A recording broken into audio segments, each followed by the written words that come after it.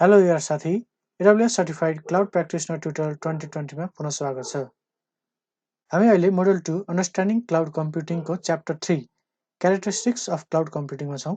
यसमा मैले Cloud Computing का 6 वटा मेजर characteristics हरुको लिस्ट डाउन गरेको छु। So let's see what they are.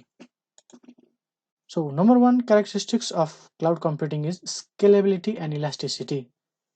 Scalability and elasticity भनेको चाहिँ हाम्रो आवश्यकता अनुसार रिसोर्सेसहरुको अप स्केलिङ अथवा डाउन स्केलिङ गर्नु चाहिँ क्लाउडको एउटा क्यारेक्टरिस्टिक्स हो।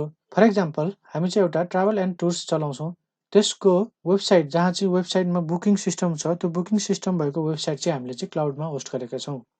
सो अफ सिजनमा चाहिँ दिनमा 100 बुकिङ्सहरु अथवा 100 भ्यूहरु आउँछ भने त्यो बेला हामीलाई थोरै कम्प्युट रिसोर्स भइपुग्छ। तर कुनै अन सिजन छ, सिजन आएर टुरिस्टहरु धेरै आउने बेला भयो, हाम्रो वेबसाइटमा पनि धेरै बुकिङहरु क्वेरीहरु आयो भने त्यो बेला चाहिँ हामीलाई चाहिँ धेरै रिसोर्सहरु आवश्यकता पर्छ। त्यो बेला चाहिँ हामीले चाहिँ हाम्रो आवश्यकता अनुसार अपग्रेड अथवा डाउनलोड गर्न सक्छौं। धेरै कम्प्युट पावर चाहिएको बेलामा हामीले त्यसलाई स्केल अप गर्न सक्छौं भने हामीलाई आवश्यकता नहुँदा अथवा नचलाउँदाखेरि हामीले त्यसलाई बन्द गरेर राख्ने अथवा कम प्रयोग हुने बेलामा कम रिसोर्सहरु प्रोवाइड गर्ने त्यो स्केलेबिलिटी एन्ड इलास्टिसिटी चाहिँ क्लाउडले प्रोवाइड गरेको हुन्छ। सो नेक्स्ट छ एजिलिटी। क्लाउड कम्प्युटिङको माध्यमबाट चाहिँ quick and rapid software development and टेस्टिङहरु सम्भव छ। हामी एउटा कम्पनीमा हामीले प्रोडक्ट कुनै एउटा लन्च गर्न लाग्छौं, डेभलपमेन्ट भइसकेपछि त्यसको टेस्टिङ गर्नको लागि अब कुनै रिसोर्सेसहरु हामीलाई आवश्यकता पर्छ। त्यो रिसोर्सेसहरु चाहिँ विथिन अ फ्यु क्लिक चाहिँ हामीले चाहिँ छोटो समयमै हामीले त्यो डेभलपमेन्ट टेस्टिङहरु गर्न सक्छौं, छोटो समयमै, अनि त्यसलाई बन्द गर्न सक्छौं। सो यो एजिलिटीको फ्लेक्सिबिलिटी चाहिँ क्लाउड कम्प्युटिङले हामीलाई प्रोवाइड गर्छ। सो नेक्स्टमा छ अन डिमान्ड सेल्फ सर्भिसेस। आवश्यकता अनुसारको रिसोर्स कुनै पनि रिसोर्स आवश्यक पर्यो भने त्यो रिसोर्स हामीले क्विकली फ्यु क्लिक्स नै हामीले त्यो रिसोर्सेसहरु हामीले प्राप्त गर्न सक्छौं।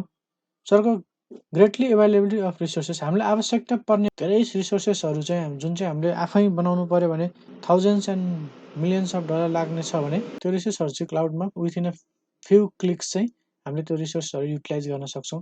सो भेराइटी अफ रिसोर्सेसहरु जस्तै कि कम्प्युट, डाटाबेस, स्टोरेज सर्भिसहरु लिएर डीएनएस म्यानेजमेन्टहरु यस्तो रिसोर्सहरु चाहिँ क्लाउडमा हुन्छ।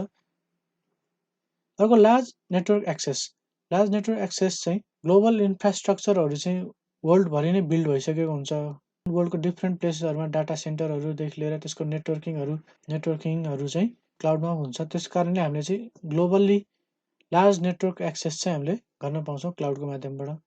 So we can easily reach to any particular area. Suppose गरौँ हामी चाहिँ एसियामा गएर बसेर आफ्नो बिजनेसहरु अपरेट गरिरहेका छौं, तर हामीले कुनै बेला चाहिँ हामी अब हाम्रो सर्भिस चाहिँ हामीले एक्सपान्ड चाहिँ युरोपमा पनि एक्सपान्ड गर्नु पर्यो भने युरोपमा पनि अब छुट्टै डाटा सेन्टरहरु बनाएर छुट्टै आईटी इन्फ्रास्ट्रक्चरहरु बनाउनुको साटो एउटा क्लाउड प्लेटफर्म युज गरेर हामी युरोपमा पनि सर्भिस दिन सक्ने हुन सक्छौं। अवेलेबिलिटी। सो क्लाउडको डाउन टाइम एकदमै मिनिमाइज भएको हुन्छ, ग्रेटली अवेलेबिलिटी हुन्छ, अनि अब अवेलेबिलिटी जोनहरु वर्ल्ड भरि नै हुन्छ, ल्याटेन्सीहरु एकदम कम गरिएको हुन्छ। यो सबै फिचरहरु चाहिँ क्लाउडले प्रोवाइड गरेको हुन्छ। So this are the 6 main characteristics of cloud computing. So this is the end of the lesson, characteristics of cloud computing. Please join me at the next video lesson and don't forget to subscribe the channel if you want to learn more from us. Thank you.